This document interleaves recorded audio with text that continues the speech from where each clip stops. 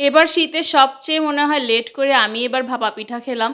আসসালামু আলাইকুম, hello everyone. হঠাৎ করেই মন চাইলো যে ভাপা পিঠা তো এবার শীতে খাওয়া হয় নাই, এই কারণে একটু ভাপা পিঠা বানানো যাক। আর ভাপা পিঠা বানানোর জন্য আমি সবসময় এমন একটা পাতিল ইউজ করি।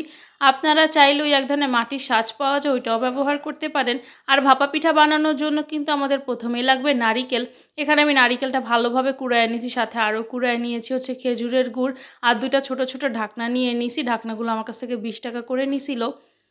এই ঢাকনাগুলোর মধ্যে হচ্ছে পিঠা বানালে খুবই সুন্দর হয়, পারফেক্ট একটা সাইজ আসে। আর দুইটা নিয়ে নিয়েছিলাম হচ্ছে নেটের জালি। আর ভাপা পিঠা বানানোর জন্য আমাদের প্রথমেই লাগবে হচ্ছে চালের গুঁড়িটাকে খুব ভালোভাবে পানির সাথে মিলিয়ে নেওয়া। আর এটা যত সুন্দরভাবে করা যায় পিঠাগুলো কিন্তু ঠিক ততটাই সুন্দর হয়। আবার অনেক সময় কিন্তু কম পানি দিয়ে দিলেও হয় না। আর এখানে আমি 1 কেজি পরিমাণ চালের গুঁড়ো নিয়ে লবণ দিয়ে একটু ভালোভাবে মিশিয়ে নিতেছিলাম। আর অল্প অল্প করে এটার মধ্যে হচ্ছে পানি দিব আর মিশিয়ে নিব। আমার 1 কেজি পরিমাণ চালের গুঁড়ো মিশানোর জন্য আধা কেজি পরিমাণ পানি লাগছে, আপনাদের কম বেশি লাগতে পারে। আর এখানে এই চালের গুঁড়ো আমি যেটা নিয়েছি সেটা একদম শুকনো চালের গুঁড়ো ছিল, এই জন্য আমার পানির পরিমাণটা একটু বেশি লাগছে। আপনারা যদি ভিজা চালের গুঁড়া নেন তাহলে হয়তোবা পানি একটু কম লাগতে পারে। আর এখানে এই তো আমার চালের গুঁড়া একেবারে রেডি হয়ে গেছে। একটুখানি বেশি করে আমি মিলাচ্ছিলাম, আর এখানে আমার মেয়েও আমাকে হেল্প করতেছিল। আর একটু এরকম করে হাতে মুঠি করে নিতেছিলাম। হালকা একটু প্রেস করলে যখন দেখবেন ভেঙে যায় তখন বুঝে নিতে হবে যেটা হয়ে গেছে।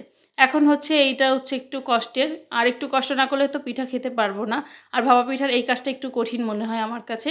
জালির মধ্যে করে হচ্ছে এবার এটাকে চেলে নিতে হবে, নয়তো প্রত্যেকটা পিঠা হচ্ছে দলা দলা হয়ে যাবে যদি আমরা প্রথম অবস্থাতেই ভাপা পিঠা বানাইতে যাই। আর যদি জালির মধ্যে এরকম করে একটু চেলে নিই তাহলে প্রত্যেকটা গুঁড়া একেবারে খুব সুন্দর করে পড়ে, আর দেখতেও খুবই সুন্দর হয়।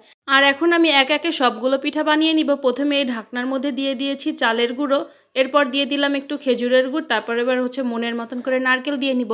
যেহেতু বাসায় বানাবো এই জন্য আর তো অল্প দেওয়ার কোনো উপায় নেই, এজন্য বেশি বেশি করে দিয়ে হচ্ছে বানাবো।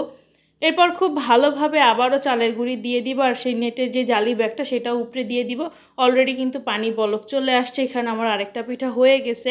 উপরটাতে একটু প্রথমবার একটু ভেঙে গেছিলো, ওইটা তেমন কিছু না, ওটা হচ্ছে প্রথমবার ঠাস করে মানে হাতে থেকে পড়ে যাওয়ার কারণে উপরে একটু ফাটল ধরছে।